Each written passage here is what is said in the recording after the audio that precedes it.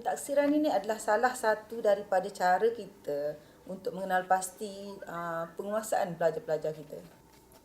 Kalau sekiranya kita tidak menjalankan pentaksiran, bermaksud kita lepaskan macam tu saja, kita tak tahu sebenarnya apa yang telah pelajar kuasai, apa sebenarnya yang pelajar masih lemah, apa sebenarnya perkara yang perlu kita tambah baik dari semasa ke semasa.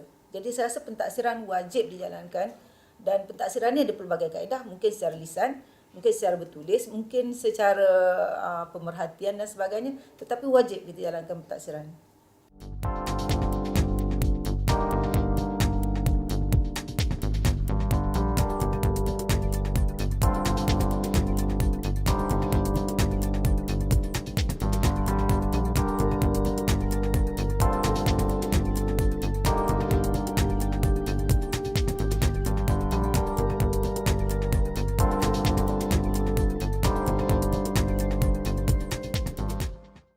Okey, sekarang saya beri masa pada kamu dalam tempoh 8 hingga 10 minit untuk bincangkan apakah pemboleh ubah kamu, apakah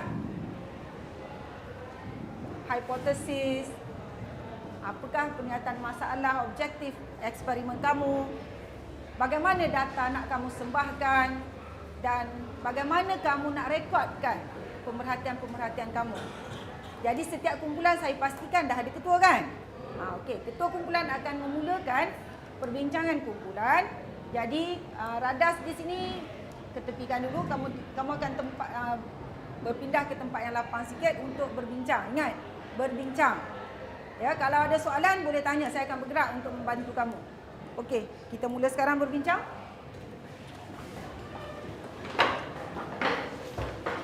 Duduk dekat-dekat ya supaya kita boleh keluarkan idea sama-sama.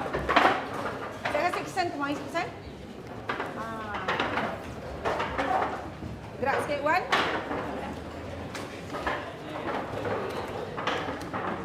Okey, kumpulan ni.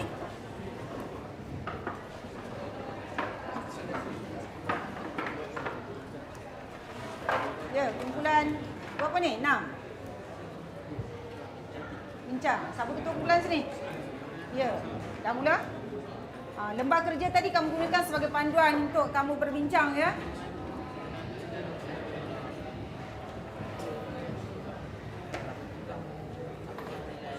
Ketua kumpulan siapa? Ya, Khairi. Apa nak dibincang dulu? Pernyataan masalah. Okey, apa masalah kamu untuk eksperimen kita? Berapakah nilai tenaga dalam sampel makanan? Kenapa guna perkataan berapa?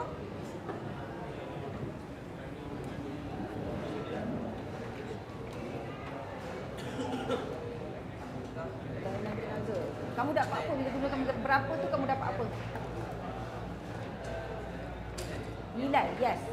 Kamu dapat nilai tetap. Sebab itu kita gunakan perkataan berapa.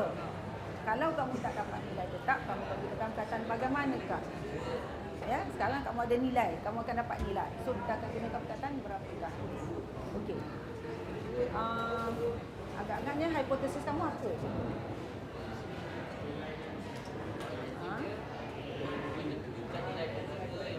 Okey, kita tengok bila kamu buat eksperimen. Sebab hipotesis adalah andaian awal. Kan? Okey. Ya, kumpulan 1. Isan? Siapa ketua? Isa. Okey.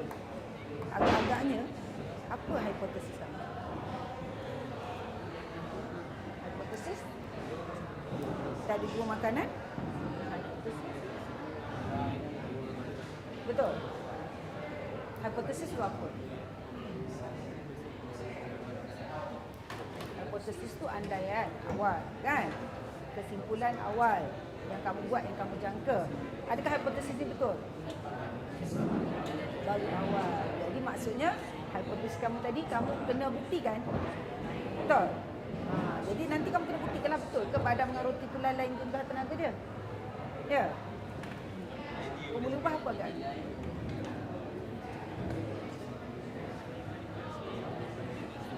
Okey. satu. Nilai tenaga, okey. Masalkan? Sebab dia. Boleh tak kita ubah dia?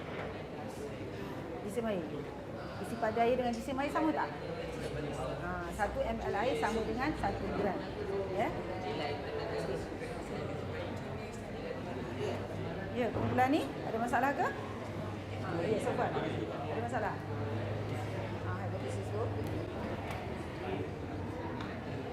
Hipotesis tu kita adalah kesimpulan awal. Maksudnya kamu kena dah test dia, kamu jangka ini jangkaan. Oh, dalamnya ada tenaga, tapi yang mana banyak? Belum tentu lagi. Jadi bila itulah kata hipotesis.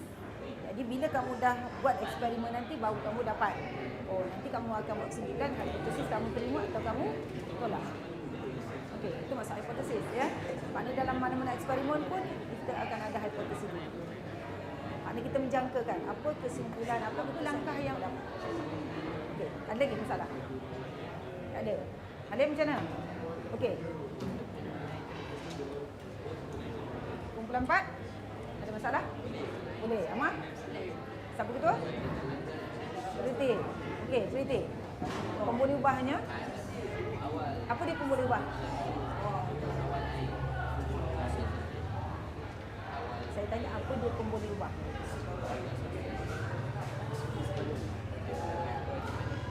Saya pemboleh ubah ialah faktor dalam eksperimen yang kita ubah atau kita tetapkan atau benda yang akan kita dapat. Itu maksud pemboleh ubah. Sebab itu kita ada 3 jenis pemboleh ubah. Okey. Ada nak tanya apa-apa? Terima kasih. Kalau kita menjalankan pentaksiran secara individu, kita akan mengenal pasti masalah dalam individu tu. Kalau kita menjalankan pentaksiran secara kumpulan, sebenarnya masalah yang ketara di situ, kita tidak dapat mengenal pasti masalah pada individu, tetapi kita mengenal pasti masalah pada kumpulan. Masalah pada kumpulan adalah mewakili sebenarnya masalah umum dalam kumpulan tersebut. Jadi kedua-dua kaedah ini sebenarnya kita boleh jalankan. Pada masa saya menjalankan penilaian secara berkumpulan tadi, kemudian saya dah bagi bahan edaran untuk mereka buat secara individu. Jadi bermaksud saya menjalankan 2 kaedah, satu secara kumpulan dan satu lagi secara individu. Dan selepas daripada perkara ini dijalankan, baru kita boleh dapat menilai sebenarnya tahap setiap individu dalam kelas saya itu sama ada dia orang telah berjaya mencapai objektif saya ataupun belum. Saya dah bergerak tadi melihat perbincangan kumpulan-kumpulan. Ada kumpulan yang nampak advance, ya, maju ke depan. Ada kumpulan yang sederhana sikit, yang agak slow, tak apa. Ini adalah langkah awal kamu. Jadi sekarang kamu tengok, kita tadi target kita nak tentukan tenaga dalam makanan. Okey. Bagaimana cara nak kamu tentukan tenaga tadi? Ya, David. Menyukat suhu air. Suhu yang mana tu Devinesh? Suhu air. Akhir. Okey, Devinesh kata nak sukat suhu akhir air. Maksudnya sebelum suhu akhir mesti ada apa? Mesti ada suhu awal. Betul? Okey, sekarang kamu dah ada benda dah. Kamu ada suhu awal, kamu ada suhu akhir. Itu satu daripada langkah prosedur kamu. Sekarang kamu kena tengok pula. Okey, kenapa kita nakkan suhu air? Apa yang ada dalam makanan sebenarnya? Tenaga apa? Tenaga kimia. Ya, Azri? Ada tenaga kimia. Ya, ada tenaga kimia. Okey, terima kasih. Ya, Devinesh? Tenaga haba. Okey, terima kasih. Kamu ingat balik masa kamu belajar tingkatan 2 tentang tajuk fotosintesis. Okey, daun mengambil tenaga cahaya matahari dan digunakan untuk menukarkan karbon dioksida dan air untuk menjadi gula. Dalam gula tadi ada tenaga kimia. Kalau kamu bakar gula ni tadi, baru dia jadi tenaga haba. Jadi sekarang kamu akan melakukan proses penukaran haba. Betul? Ya? Apabila sampel makanan ini kamu bakar, contohnya saya ambil badam. Ya, saya ambil badam, kita bakar dia dan suhu air naik. Bermaksud tenaga kimia dalam badan telah ditukar menjadi tenaga haba. Okey, pandai pun.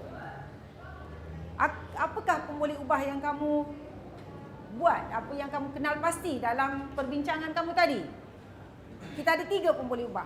Pemboleh ubah yang kita manipulasikan apa dia? Ya. Jenis sampel makanan.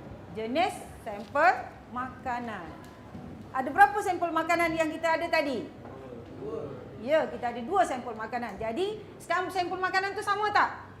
Tak sama. Jadi itu sebabnya kita kata dia manipulasi. Maknanya kita dah membezakan dia. Jadi pemboleh ubah dimanipulasi ialah pemboleh ubah atau faktor yang kita bezakan.